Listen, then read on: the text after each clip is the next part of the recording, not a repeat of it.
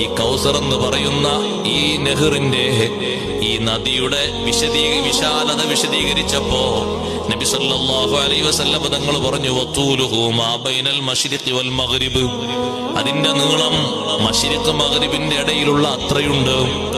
ദീർഘിച്ചു കിടക്കുന്നൊരു നദിയാണത്, ചെറുതല്ല.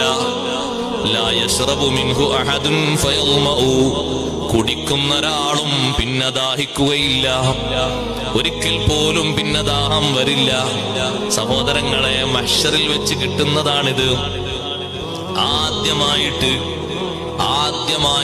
ആ ഹൗലിന്റെ സമീപത്ത് വന്ന് നബി സല്ലല്ലാഹു അലൈഹി വസല്ലം ആദ്യം അത് മുക്കിക്കൊടുക്കുന്നത് ആർക്കാണ്?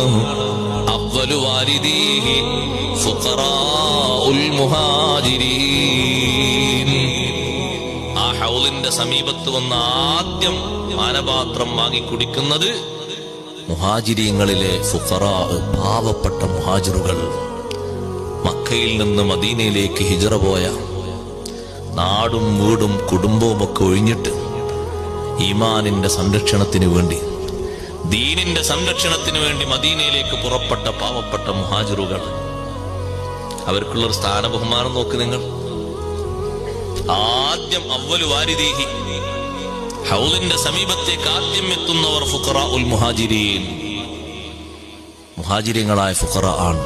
അവരെ സ്നേഹിക്കുന്നത് കൊണ്ട് അള്ളാഹു നമ്മയും അവരെ പിന്നിലായി എവിടെയെങ്കിലും പെടുത്തി തരട്ടെ. അവരൊക്കെ നല്ലോണം സ്നേഹിക്കണം, ബഹുമാനിക്കണം. മുഹാജിരീങ്ങൾ, അൻസാറുകൾ അവരൊന്നും സാധാരണ ആളുകളല്ല. എന്നിട്ട് അവരെ വിശദീകരണ നിബിധങ്ങൾ ഇങ്ങനെ പറഞ്ഞപ്പോ, അദ്ദനിസു സിയാബ്, ആ മുഹാജിറുകൾ ആരാന്നറിയോ? പഴകിയ വസ്ത്രം ധരിച്ച്, അശ്വസുർ റൂസ്, മുടികളിലൊക്കെ ഇങ്ങനെ ഒരു പൊടി വരണ്ട രീതിയിൽ, കാര്യമായിട്ട് ദുനിയാവിലെ സുഖങ്ങളൊന്നും അനുഭവിച്ചിട്ടില്ല.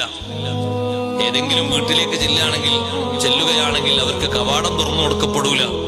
കാരണം കാണാൻ അത്ര നല്ല ചൊങ്കും ചേലും ചൊറുക്കും സൗകര്യത്തിലും ജീവിച്ചവരല്ല. പക്ഷേ അള്ളാഹുവിന്റെ അടുക്കൽ വലിയ സ്ഥാനമുള്ളവരാണ്. ലൗ അഖ്സമ അലല്ലാഹി ലഅബറ, അവരെങ്ങാനും ഒരു കാര്യം നടക്കണമെന്ന് അള്ളാഹുവിനോട് തീർച്ചപ്പെടുത്തി പറഞ്ഞാൽ അള്ളാഹു നടത്തിക്കൊടുക്കും.